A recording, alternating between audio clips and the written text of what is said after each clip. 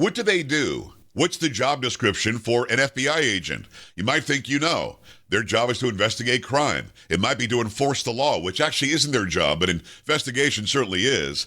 It might be to go after the worst of the worst, right? Get the really, really bad people doing really, really bad things away from people like you and me.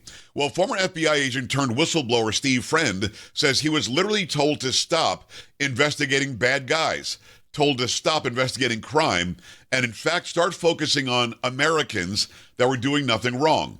We break that down. How we got here, who he was told to investigate. Plus, we get into the Epstein stuff and some other breaking news that's happening right now. This is Unshaken and Unafraid with Joe Pags, with Steve Friend. This is Unshaken and Unafraid with Joe Pags. The promises made before President Trump won this time were, if we get back in, we're going to clean up the deep state. Get back in, we're going to take care of the alphabet agencies. Get back in, we're going to make sure the FBI actually does investigations and doesn't go and raid people at their homes at 5 o'clock or 6 o'clock in the morning to scare them into not doing whatever they're doing. I don't know if we're seeing that yet, but a guy who would have a better idea than me is Steve Friend. Actually, a better idea than I. Steve Friend, a whistleblower from the FBI, also the host of American Radicals podcast. Steve, how are you? Good to see you again. Oh, thanks for having me today. I appreciate it. No, I appreciate you. So what about that? I had Kash Patel on my show a lot, 20 times in the run-up to the election. I had Dan Bongino on the show. I like them both. I think they're great. I had Pam Bondi on the show. What grade would you give them so far in the DOJ and getting back to what these organizations are supposed to do? What grade would you give them so far? Well, I think you have to go in different categories. They probably get like A minus for the PR aspect of it because they are out there pumping their chest about things that they're claiming to have achieved. But the actual nuts and bolts of the work that the American people, if they were a little bit more briefed up on what the FBI is capable of doing, what its mission set is, incomplete at best. We haven't really seen any of the high-profile prosecutions going on. And certainly the institutional changes that are absolutely necessary to bring this agency back to heel and restore it to its default settings, to have rigorous obedience to the Constitution, protect the American people against fraud and force. Those aren't there. They still have a quota system. They're still opening up lots of intelligence investigations.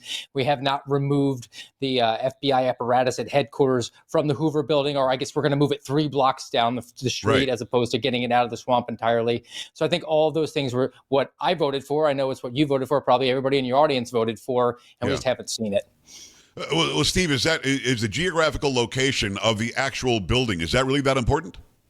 It is just at a basic level because the FBI headquarters building, and particularly the 7th floor, that's the leadership, it presents an opportunity for people who want to promote to the very upper echelons of the FBI to basically stay in Washington, D.C. forever, because they'll go to headquarters for 18 months and then they'll bounce out, but not really, because they'll just go over to the Washington field office, which is less than a mile away, or they'll go to maybe Baltimore or Richmond. So what you wind up having is this cadre of people who have not gone out to see the rest of America, and they're really not, frankly, subject matter experts on anything in particular. They're just really proficient at promoting, which i.e. means they're never saying no to a bad idea. And so many of them just invent solutions and then look around for problems to apply it to, because that is what a bureaucracy is. The goal of bureaucracy is actually to just grow in its personnel, its funding, its capabilities, but not actually achieving the mission set, which I have for it, and I think most people do, is let's bring crime down. They actually reward themselves for bringing crime up because they get more of a funding the next year. You and I talked about this several times. I believe you would rather have satellite offices all over different communities and have the people at the FBI actually do investigation. I think at one point you literally said to me, don't even have them carry weapons. If you need to do something that is an enforcement action that requires weapons, you just get with the local cops or the local sheriff and have them do it with you. You still feel that way?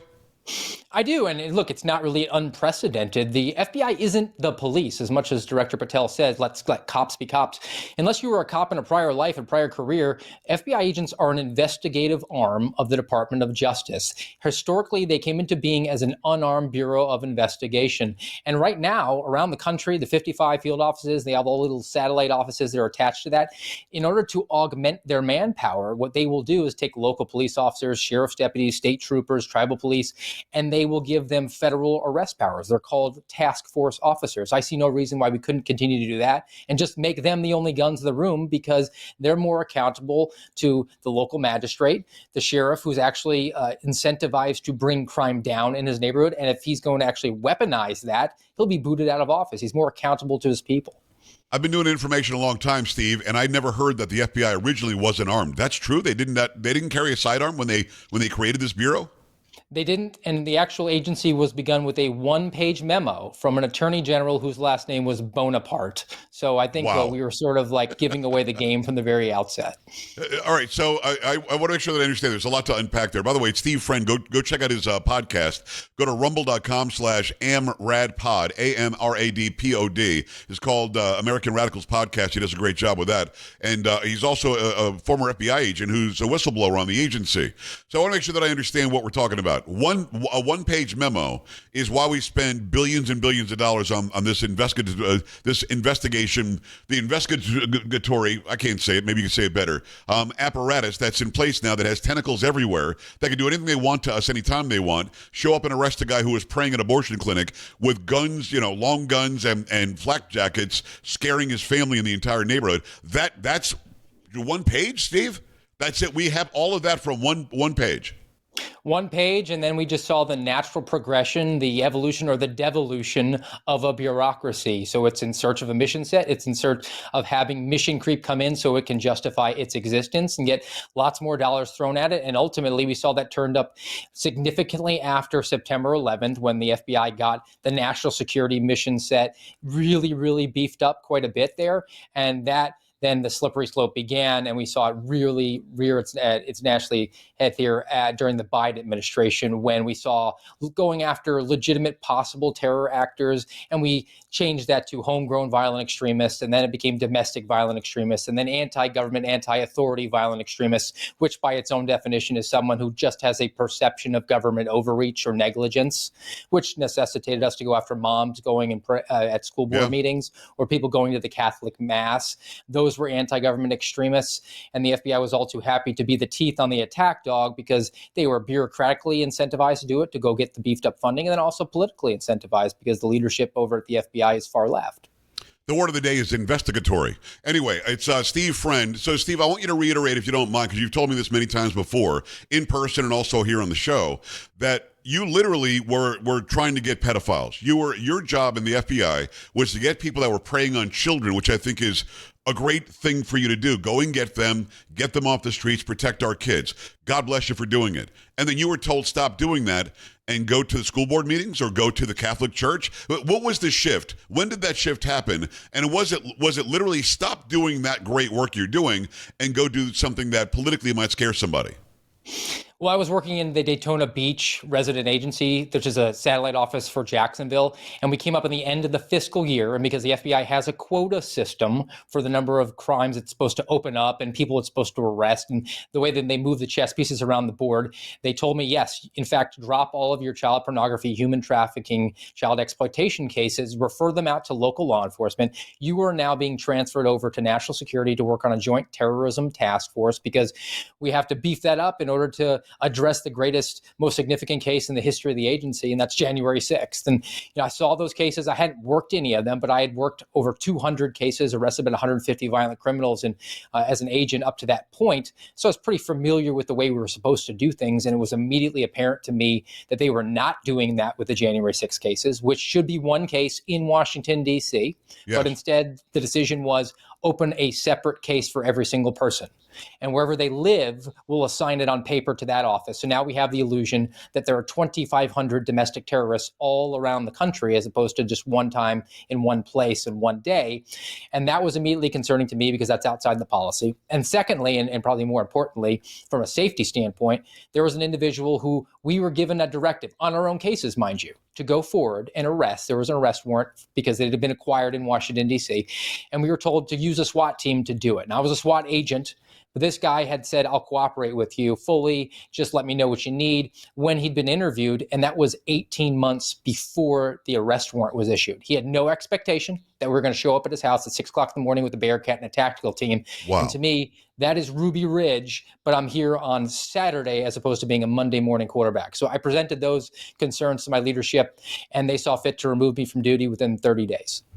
It's Steve Friend, former FBI agent, FBI whistleblower, and he's a guy that has always just been very straight about what that organization is all about. So 18 months later, after the initial interview, if this guy were such a great danger that you had to bring that kind of force to go and get him 18 months later, why let him stand free for 18 months? Obviously was not somebody who the community should have been afraid of. Obviously wasn't somebody that they feared would do something horrible. So why the show of force? Just to stop anybody from ever speaking up again? Well, why exactly would you show up on a Saturday morning and do that to a guy that clearly the agency knew was not somebody that the community should be afraid of? The process is the punishment.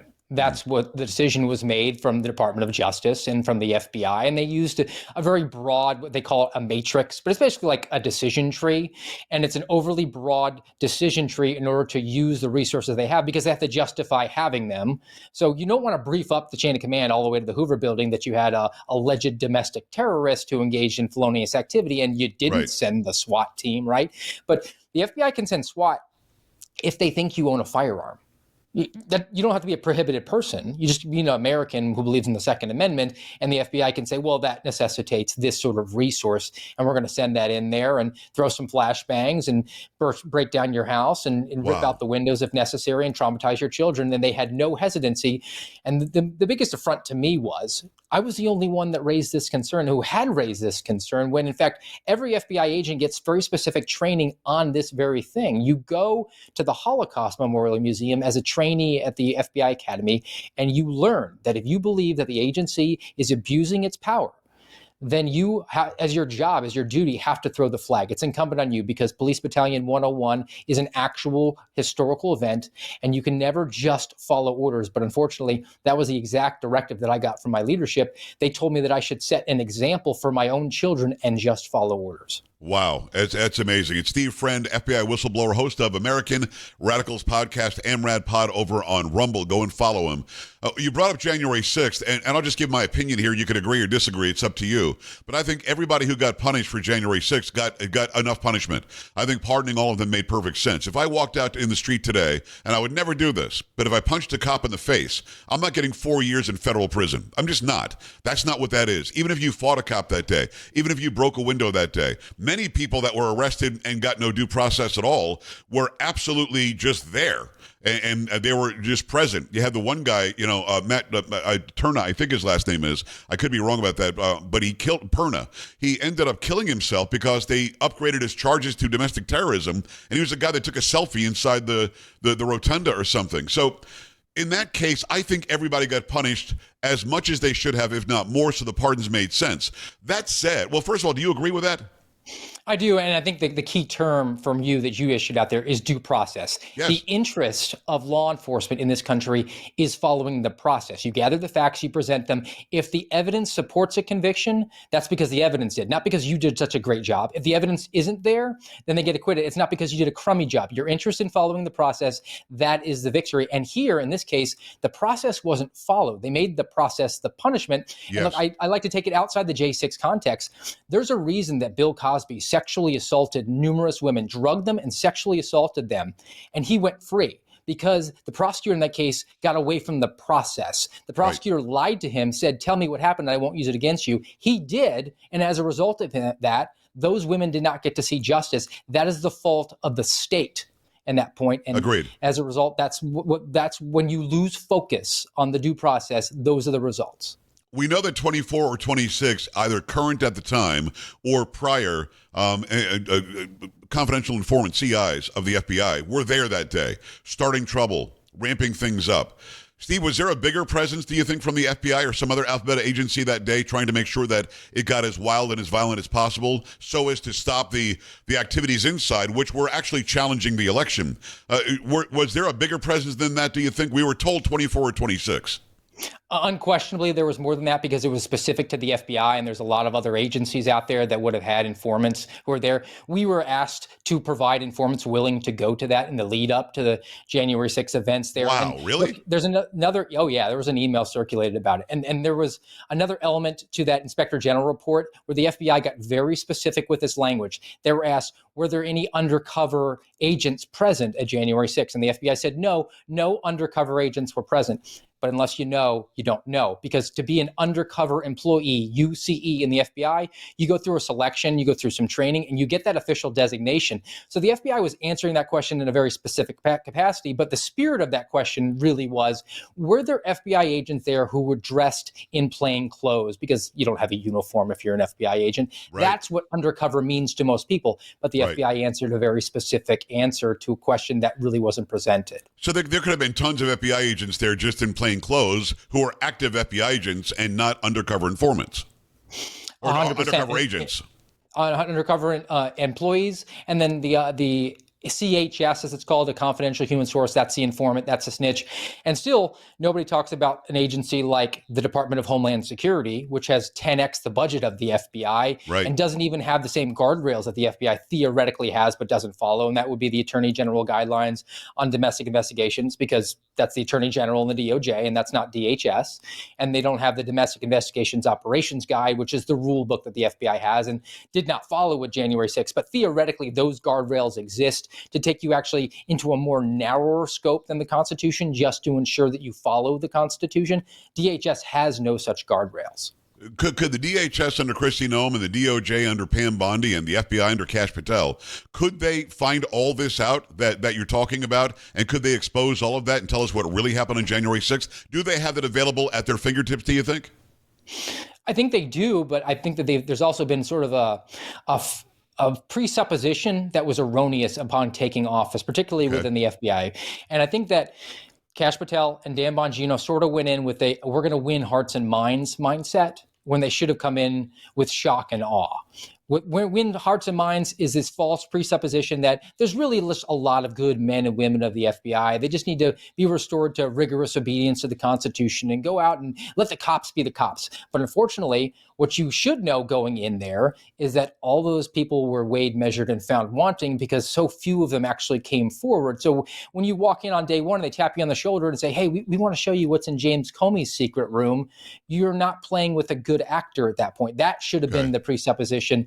And the good thing about shock and awe when it comes to personnel, as opposed to a kinetic conflict overseas, you can always bring that person back if you fire the good person by accident. And they haven't done that. We haven't seen the terminations, the suspensions in any significant number that they should have been. They've actually gone forward and promoted and elevated people who were the wrong sorts of people, like the Stephen Jensen's, who was the architect of the January 6th investigation.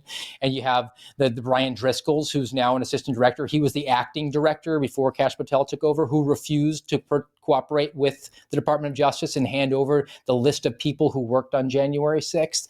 And those are just two that come to mind right away. And these are sort of the legion number of people who are moving up through those ranks of the FBI and continue to be in leadership positions. Why do you think Kash went in there? And again, I like him. Why do you think he went in there and didn't just fire the leadership? Fire all these people. Fire the acting director. Just get rid of them. You got to get rid of just a clean slate. Why not do that, do you think? I think when you get in there and you get bubble wrapped, these people are really good at one thing. They will insulate you and bubble wrap you and distract you from what your job actually is. The job of the director is to set the vision. The job of the deputy director is to execute that vision. And that means moving personnel around, setting the strategy and the priorities. But I think both of those guys, Kash and Dan, were convinced by bad actors that their job is actually to be briefed up on the most significant and important cases every single day. And they are 14 and 13, respectively, levels of bureaucracy away from an agent working a case. That shouldn't be their business. They should actually trust those individuals who are well-trained and experienced to carry forward an effective investigation. But if you are being exhausted by the people around you in the Hoover building and they're telling you, unless you get briefed up on this, you're going to take the blame if something goes boom in New York or Washington, D.C. or Chicago, and they're very concerned that they're going to take that blame. Well, spoiler, you're going to take the blame anyway because the people around you don't like you, and they're going to make sure that they tell everyone that you were a bad leader. But really, just having an organization of the chain of command of the organization chart, there are 13 or 14 levels of bureaucracy till you get up to the director. I don't think Kash Patel would look at a case and say, send it all the way back down the chain and tell that agent that he needs to go X, Y, and Z to bring forward an effective investigation. That's just not the way that things run. It is Steve Friend, FBI whistleblower. Go check out American Radicals podcast, AMRAD Pod, over on Rumble. Let me ask you one thing about you and Garrett, because I know that Kyle Seraphin, another whistleblower, I don't think he wants to be reinstated. Has Kash or Dan or anybody reached out to you? Because I thought the allegation was you're all going to be offered your jobs back, maybe even with back pay. Has that happened? There were certain promises made and assurances given in the lead up to them taking positions, and that's have not come to fruition. From what my understanding now is that there are some back channels and some messaging going on where they're saying that all of the FBI whistleblowers have some sort of character issues, and they cannot, in fact, be brought back. And maybe the best that anyone, particularly like a Gettr Boyle, could hope for, because he still technically is an employee, would be to get his back pay and then just part with them and really sign this non-disparagement agreement and promise that for the rest of your life you never say anything critical of the FBI, which is tremendously disappointing, because I think a lot of the ascendancy that happened with Donald Trump and his cabinet and the Attorney General and the FBI director, they do owe a lot of that to the information that FBI whistleblowers brought forward to expose weaponization. And I don't think any of us did it because we had ambitions on being rewarded. We wanted to do the right thing, but we certainly shouldn't have to suffer the consequences of that. I mean, look, earlier this week, I got yet another, and I get multiple times a week, I got another rejection letter for an overnight hourly security job, unarmed, that I needed a high school diploma and the ability to stand on my feet to work. So I've been unemployed for almost a year at this point. Wow. And I have to directly correlate that to what's gone out the FBI to besmirch my reputation and then withhold certain training documents and then message these sort of character issues that nobody really wants to hire me for. Yeah, but Steve, I mean, literally, a whistleblower through legislation, through law, cannot be punished for being a whistleblower. And you're being punished. You're telling me there's some whistleblower appreciation day next week that Senator Grassley, who certainly has been fighting for you guys, is holding or something. But I'm not sure I understand. Literally, it says you cannot punish somebody for doing this. So instead of punishing you for being a whistleblower, they're saying you have a character issue? Stop. Yes, yeah. So effectively, because the FBI is part of the intelligence community, you have to have a security clearance. And there's a very infamous Supreme Court case that whistleblowers are familiar with who go through what I've gone through. It's called Navy versus Egan. And effectively, the Supreme Court said, if you are an agency, intelligence community that issues a security clearance, it is up to your discretion of who to give that to, who you can suspend it, who you can revoke it, and it can't be questioned. Nobody has an expectation of a security clearance. So for all of us, they suspended our security clearances for some sort of transient reasons. So with Gettr Boyle, it was the allegation that he leaked to the media. Now, the FBI determined he didn't, but they said, well, the allegation is enough to necessitate now going on 1,030-something days of unpaid indefinite suspension. For me, they said that I improperly accessed the FBI's classified network. Well, I got a copy of the handbook, which is an unclassified document, at the request of my attorney to give him so he knew what the FBI disciplinary processes were. But they used that to say that I was a threat to national security and couldn't work there. So they're looking for a reason. It is Steve Friend, whistleblower from the FBI. I hope that they right these wrongs. I really do. And I appreciate you coming on and talking about it. Let's get into what's happening currently. When you were in, was there talk about what happened in 2016 with Obama and Clapper and Brennan and John Kerry and Loretta Lynch and Susan Rice and Joe Biden? This big meeting that happened a couple of days after saying nobody tried to interfere with the election, and especially not an adversary. 2 days later, that was on December 7th, 16, December 9th, 16, they had this meeting where under the president's guidance or at the request of the president, they changed the narrative 180 degrees. And yes, they tried. Here's how they tried. And they're colluding with this, to try to get Donald Trump the presidency. Did you know about all this? There wasn't any sort of like specific email that was circulated around. I mean, I think if you're a professional, you should be consuming content that's out there in the news space to find out what's going on. And I took that upon myself to do that, as well as the same thing with the Hillary Clinton mishandling of classified information. And if there was anything that was a greater discussion from my perspective, it was how James Comey went outside the bounds of his duties as the FBI director as it pertained to Hillary Clinton, where he went forward and publicly announced that they couldn't bring forward a prosecution. Well, that's not your decision. That's on the attorney general. But I think James Comey jumped on the grenade because he believed that he had a 10-year appointment, and Loretta Lynch, as the attorney general, was a political appointee who would be out upon the next president, be they a Republican coming into office. The whole thing is so screwy. So again, on the 7th they say nothing happened. All is clear. On the 9th, they said everything happened. And now it turns out that the dossier we know was paid for by Hillary Clinton's campaign and the DNC. We know it's completely fake and was easily, found out to be fake. Yet they, for 2 years of Trump's first term, they did a logjam. They locked him down for 2 years in the Mueller report. Then you had the guy Durham goes and investigates. And at the end of the day, if you believe DNI Tulsi Gabbard, the whole thing was just completely made up to restrict the president's right to go and serve as the chief executive of the country. How do you find Tulsi Gabbard? I like her a lot. I think her demeanor is exactly what you need. Are you buying what she's laying down? Do you like what she's saying? I'm glad she's coming out with it, and she's come out with other information as well, particularly for myself. The allegations I made about January 6th being manipulating the statistics. She released that information about 4 or 5 weeks ago, and that was great to be vindicated in that regard. I do find it really interesting that if this information is in fact really there, and I have no reason to dispute that it is, that it was left there, that it wasn't just obliterated and erased and shredded and burned. And I think ultimately what that comes down to is the fundamental belief that the institution is forever. It's back to the natural. They come and they go, Hobbes. They come and they go. But yes, intelligence is here forever. So no matter who comes in as the DNI to be in charge of all the intelligence, they're going to be a good steward. They're going to be a good company man or woman and realize that really we have all the secrets here. And that's unbelievable levels of hubris that can only be attached to an entrenched administrative deep state, which has been operating under the guise of having legitimate reason to exist and another guise of trying to protect the country for years and years on end. And I'm really grateful that she's come out with this information. The ultimate question now is, now the onus is on the Department of Justice. They definitely fumbled 2 weeks ago with Epstein, and I have my huge we'll get into that. We'll get into Epstein in a second, but you're right. Go ahead. So they fumbled on that. The fundamental question for both of them is, do we have a two-tiered system of justice or not? We need an answer to that question, yes or no. They voted present with Epstein by not addressing it. So effectively they voted yes, we have a two-tiered system. Yeah. Here you have a second bite of the apple.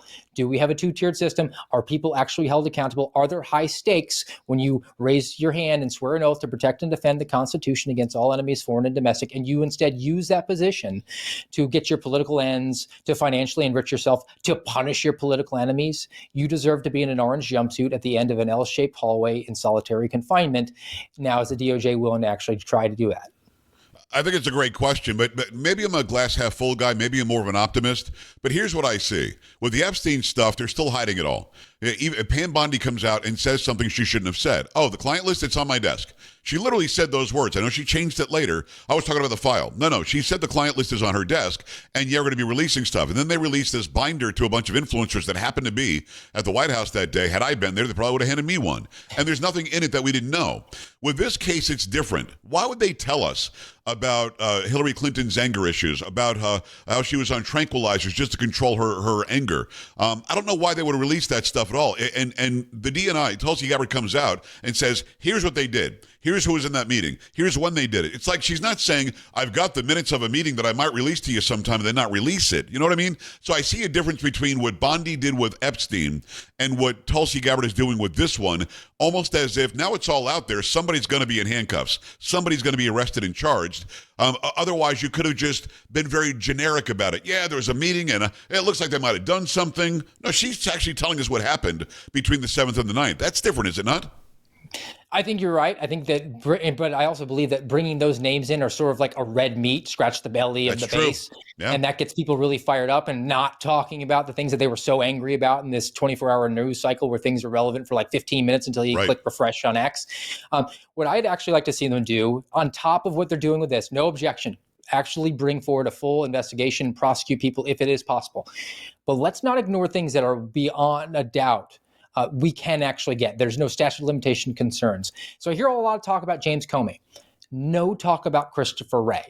Every single FBI whistleblower that people know, and even those that don't know that but came forward in the last few years, that was under Christopher Wray's leadership of the FBI. We know now because of the ODNI that they released documents about national security resources being used against parents at school board meetings. Yes. About the lengths that the radical traditional Catholic intelligence product went, where they were trying to investigate actually a priest. So Where's the accountability here? We know for a fact Christopher Wray lied about it. Where's the accountability for the people who are drafting those intelligence bulletins or actually going and deploying and opening up investigations and is a conspiracy against rights? Those are all very gettable. They're all within the last 5 years. Yeah. And I think we can walk and chew gum at the same time. And not hearing Christopher Wray's name mentioned makes me concerned because I'm back to the FBI and the people that have bubble wrapped leadership in Director Patel, Deputy Director Bongino.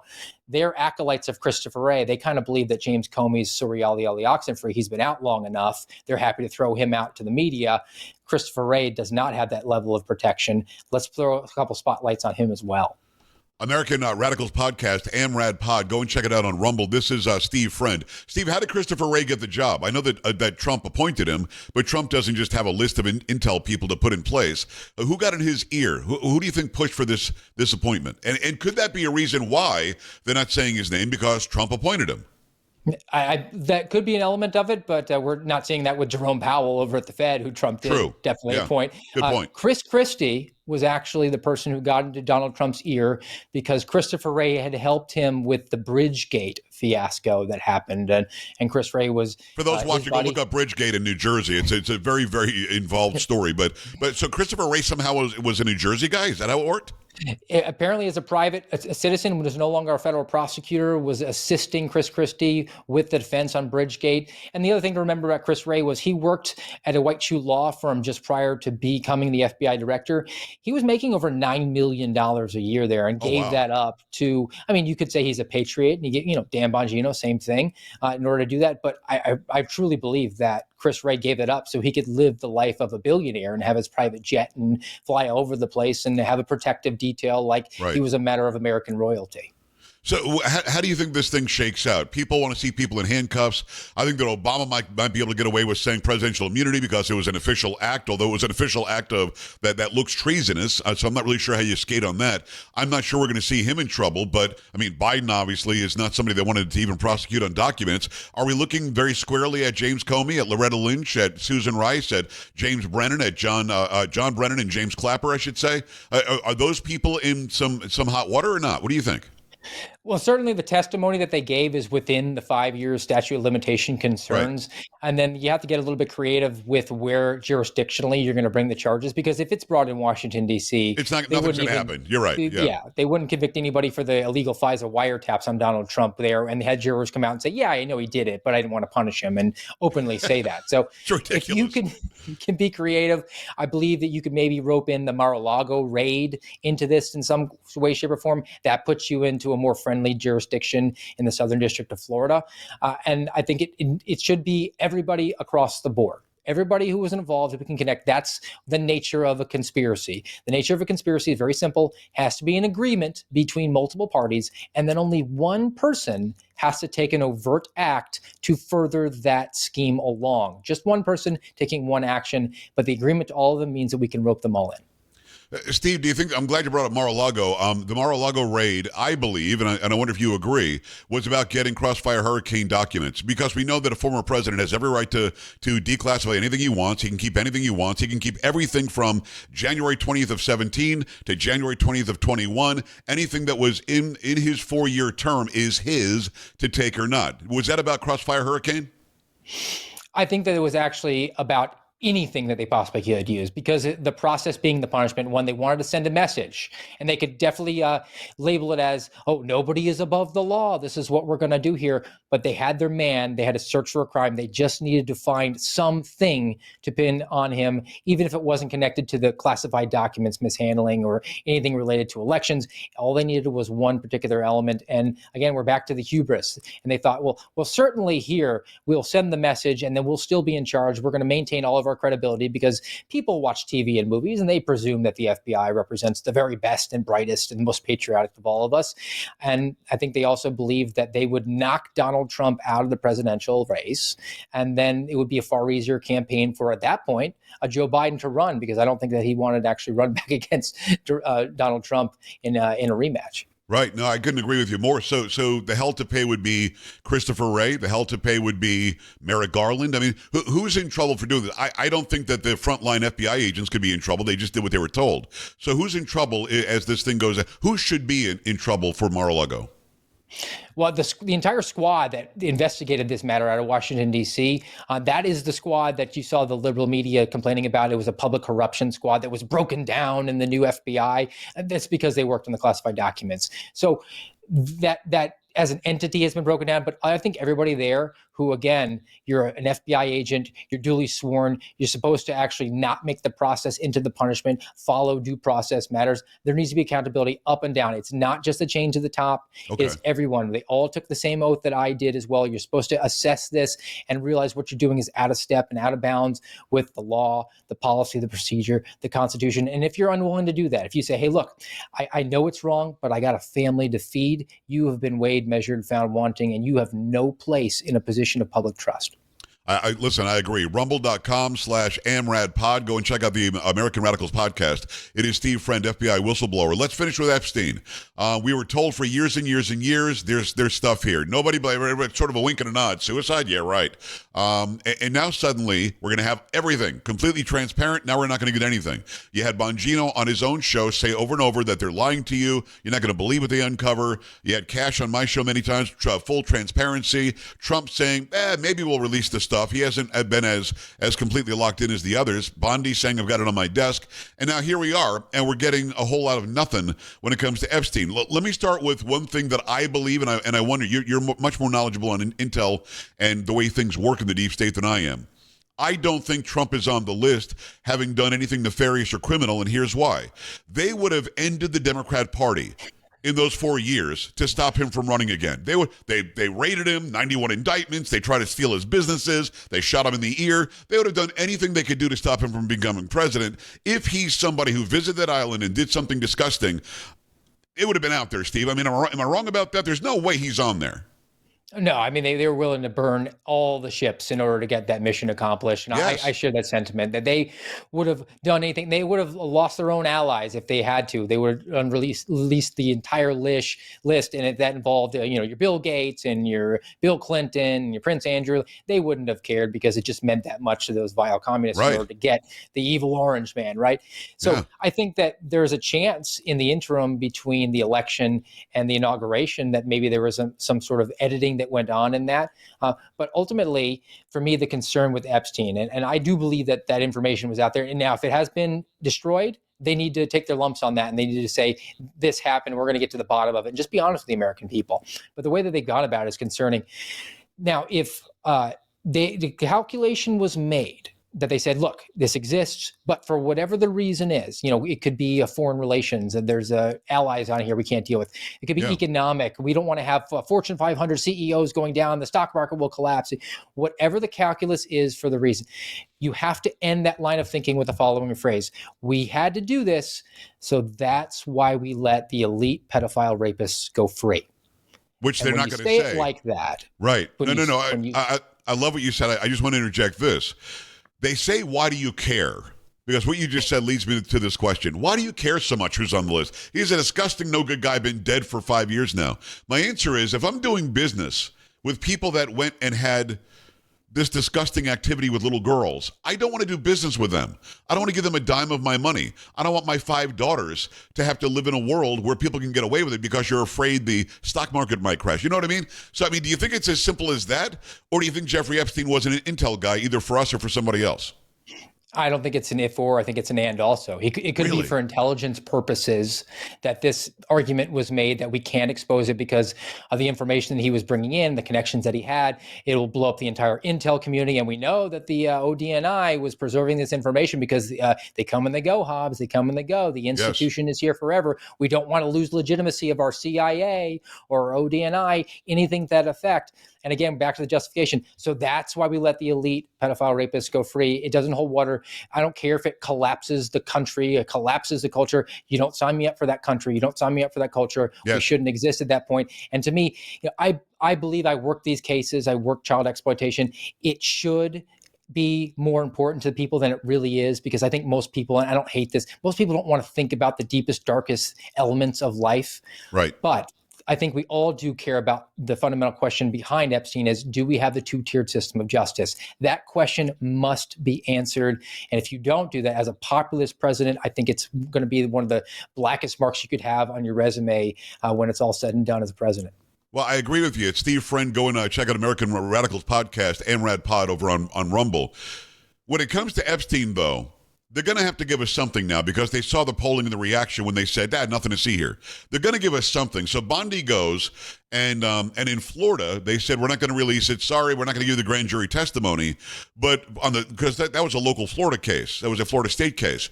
The federal case, however, she might have more arm twisting ability. Is she going to be able to get anything from the grand jury testimony to quell our concerns here in the general public?